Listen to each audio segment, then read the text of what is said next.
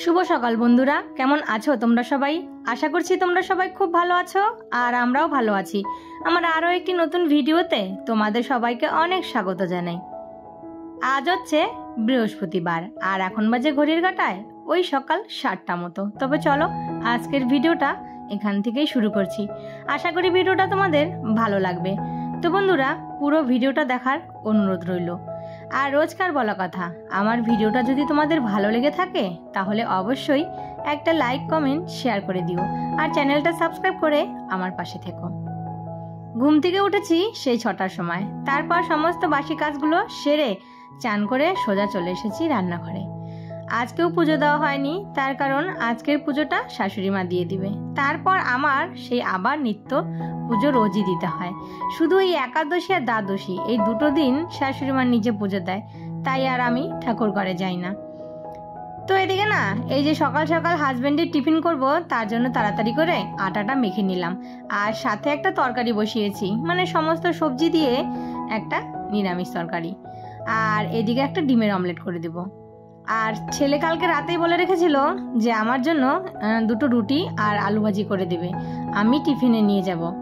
তো এদিকে তাড়াতাড়ি করে আগে হাজব্যান্ডের টিফিনটা করে নিচ্ছি।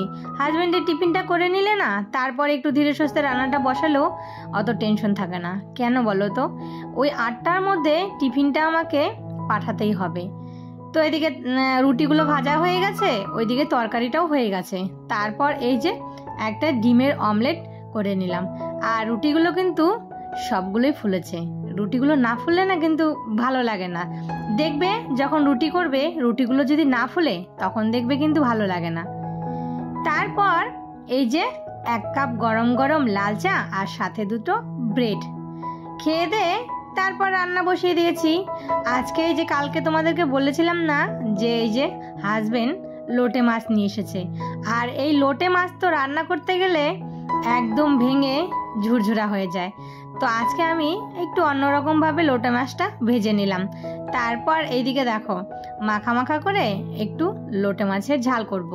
এদিকে পেঁয়াজ বাটা, একটু আদা রসুনও দিয়েছি, কেননা এই মাছে যদি একটু পেঁয়াজ আদা রসুন না দেই না তাহলে কিন্তু খেতে ভালো লাগে না।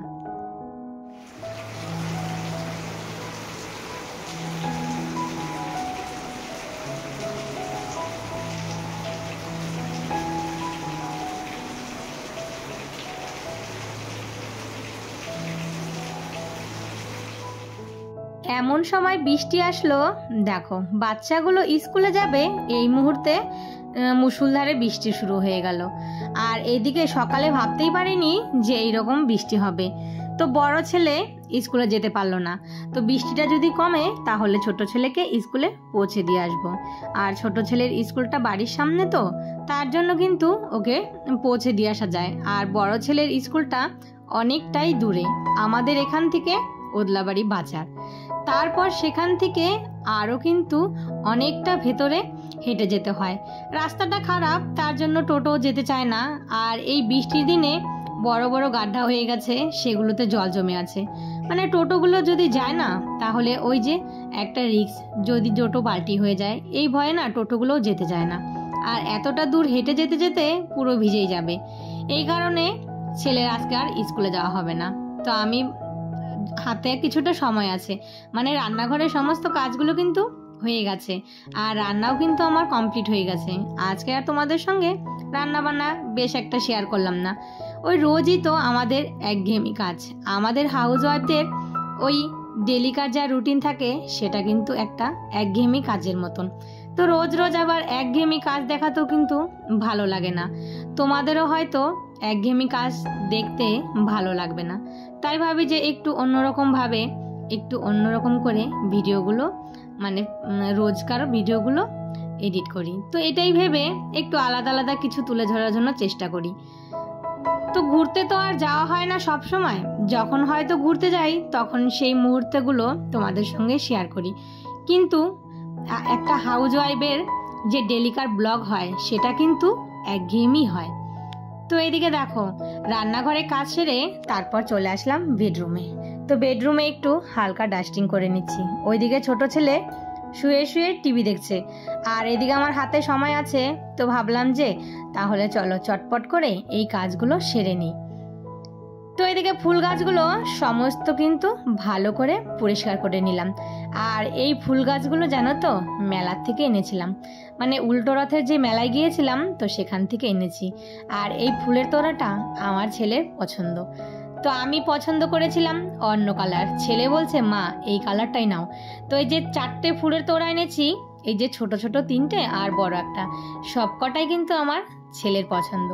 তো এমন এমন সময় থাকে জানো তো, নিজের পছন্দটাকে বাদ দিয়েও বাড়ির লোকেদের পছন্দ মতো চলতে হয়। তো ছেলের এত পছন্দ হয়েছে সেই দেখে আমি আর কিছু বললাম না, তো আমিও সেই তোড়াগুলো নিয়ে চলে আসলাম।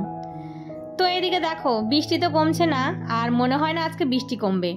তো যাই হোক, এইদিকে আজকে শুধু একটাই কাপড় আছে, পরার কাপড়টা, তো সেটাই এই যে ধুয়ে চান করে আর মেলিনি, সেটা এখন মেলে দিলাম।